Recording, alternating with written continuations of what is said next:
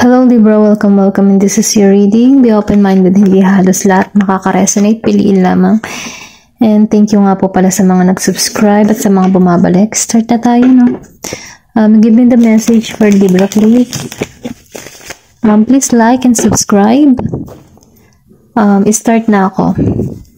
Give me the message for Libra, please.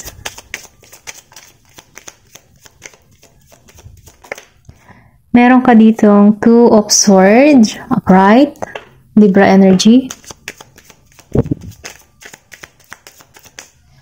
Meron ka ditong Ace of Cups, upright. Give me the message.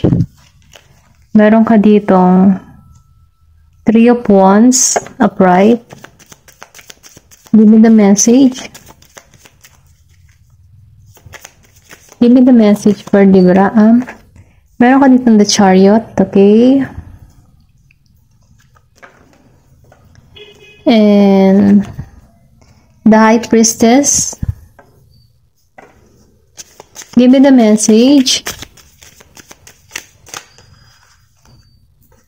Meron ka dito the King of Pentacles, upright, and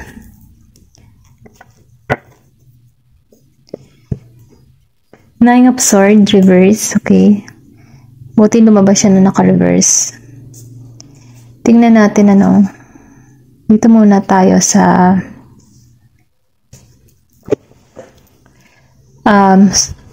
Nine of Swords, reverse, ano. Sinasabi dito, no, na nagkakaroon ka na dito ng ano, ng kaliwanagan, ano. Kumbaga, nagkakaroon ka na ng kalinawan na nagiging natural na to para sa'yo. Kumbaga, natatanggalan mo na yung mga masasakit na nangyari sa'yo, yung mga pasakit, or kung ano man yung experience mo, no, nagkakaroon ka na dito ng balance. Then, nakikita ko rin dito na binibigyan mo na, tinutulungan mo na yung sarili mo, no, na i-letting go yung mga masasakit na nangyayari sa'yo, na hindi na ito nakakatulong para sa'yo. Kumbaga, ipinagpapasa Diyos mo na lamang, ano, kumbaga, hinahayaan mo na lang siyang dumaloy, ano. Kumbaga, hindi mo na pinagtutuunan ng pansin yung mga problema na kinakaharap mo. Parang, hinahayaan mo na lang, okay? Ganun yung energy mo dito, no? Then, nakikita ko dito kasi, sinasabi dito, no, na yung iba sa inyo, no, hindi halos lahat, meron ditong iniintay for travel. Kumbaga, waiting ka sa tawag, waiting ka ng pag-alis. Kumbaga, nag-iintay ka, no.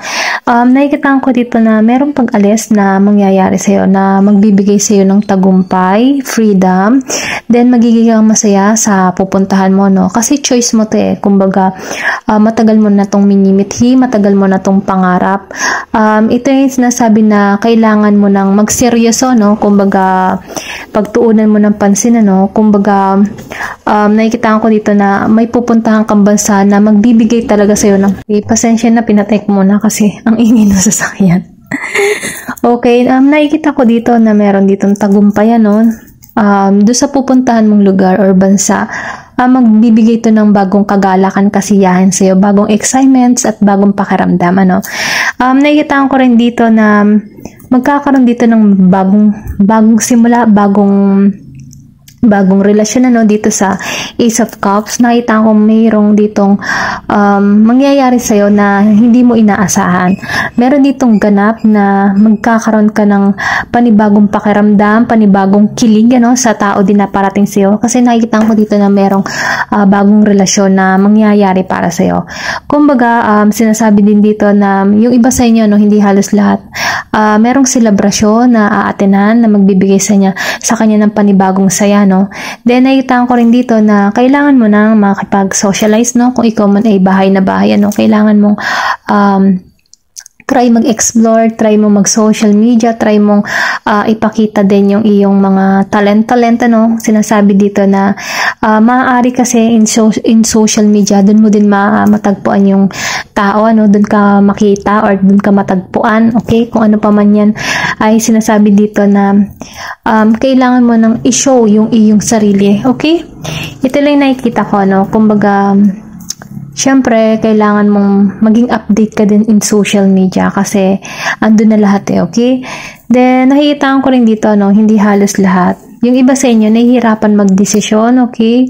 Siguro meron kang kinakaharap dito na, ano, na pagsubok, no? Kumbaga, nahihirapan ka magdesisyon, then nakakaramdam ka ng konting takot, no? Kumbaga, sa takot sa inyong relasyon, maybe nagkakaroon kayo dito ng hindi maganda or misunderstanding na usapan na nagbibigay ito ng pasakit para sa'yo. Kumbaga, meron ka ditong gagawing hakbang na pagdidesisyonan mo, okay?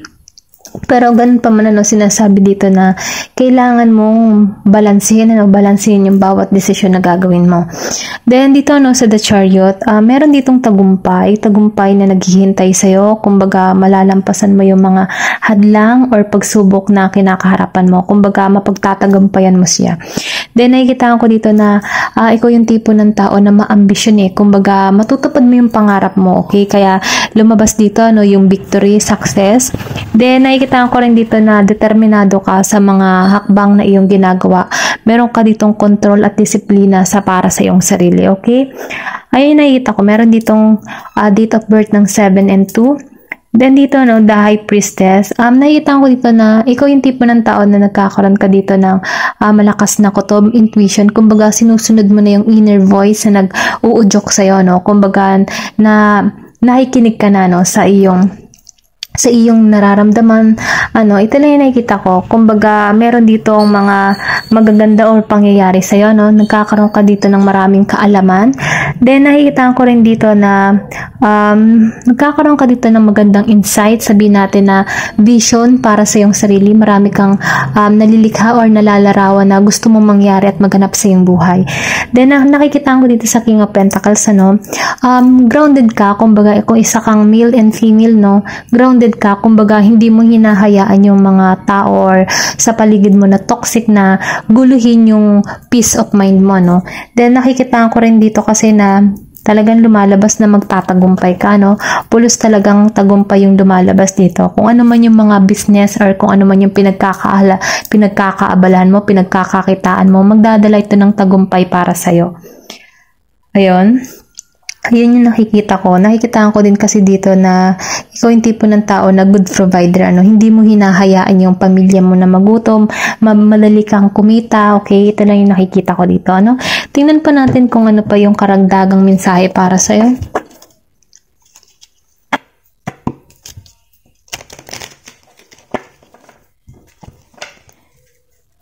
Give me the message. Okay, meron ditong Full Moon in Virgo, take inspired action. Kumbaga, sinasabi dito, kailangan mong kumilos na, alam mo yun, yung parang inspired ka. Kumbaga, kapag gagawa ka ng mga gawain, kailangan may inspired ka. Kumbaga, pataasin mo yung energy level mo, maging kang positibo, Kasi, once na positibo ka sa mga ginagawa mo, talagang maganda yung kahihinatnan, okay?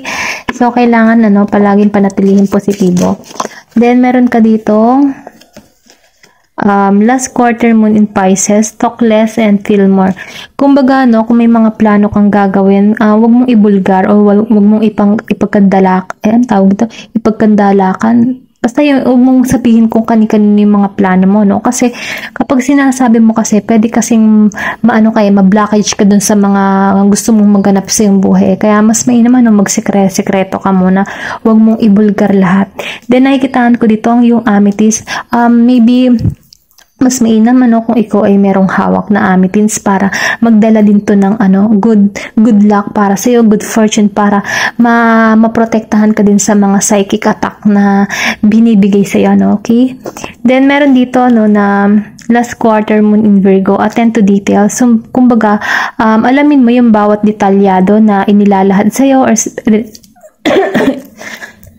excuse me. Kumbaga, alamin mo yung mga details or sabihin natin, siguraduhin mo kung ano man yung gusto mo, Kasi once na sinisiguro mo lahat ng mga gusto mong mangyari sa iyong buhay, ito yung ma-attract na parating sa iyo, Kaya mas may naman, maging kang positibo, siguraduhin mo, then alamin mong maigi, kung ikaw man din ay meron kang pinapasokan na bagong ginagawa na sabihin natin na hindi ka aware sa ganong klase ng trabaho, kailangan mong alamin maigi, no? Or kung ano man yung mga investment na inilalahad sa'yo, alamin mong maigi yung detalyado para nang sa ganun, hindi ka madaya dito, okay? Kasi kailangan dito ng karunungan, okay? Ito lang yung na-feel ko, no, na kailangan pagtuunan mo ng pansin yung mga bagay-bagay or yung mga nilalahad na mga documents or ano man yung mga papasukan mo na platform or kung halimbawa ay mag-aano ka din sa mga social media kung paano ba ang ginagawa nila, then alamin mong maigi, ano, kung try ka din business online, alamin mo bawat detalyado, okay? Ayun lang yung na-feel ko, no? Yun lamang po, Libra. Thank you for watching and love and peace.